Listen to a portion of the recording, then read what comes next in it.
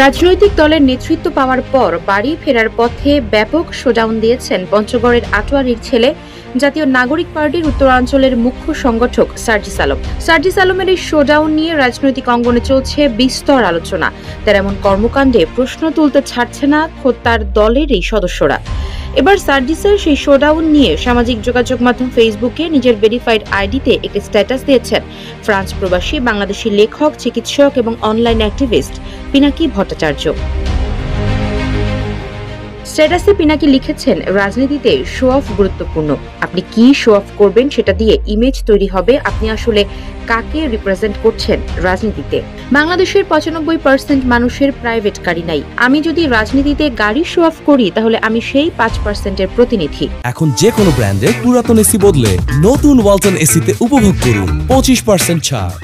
আমি সেই 5% টপ মানুষের প্রতিনিধি হয়ে কোন রাজনীতি করব এমন প্রশ্ন তুলে নিজেই তার জবাব দেন পিনাকি। লেখেন, তাদের স্বার্থের রাজনীতি করব, তার বাইরে নয়। হয়তো আমি দরিদ্র মানুষের কথা বলবো, কিন্তু তাদের থেকে উঁচু অবস্থানে থেকে করুণা বা চ্যারিটি করে করব।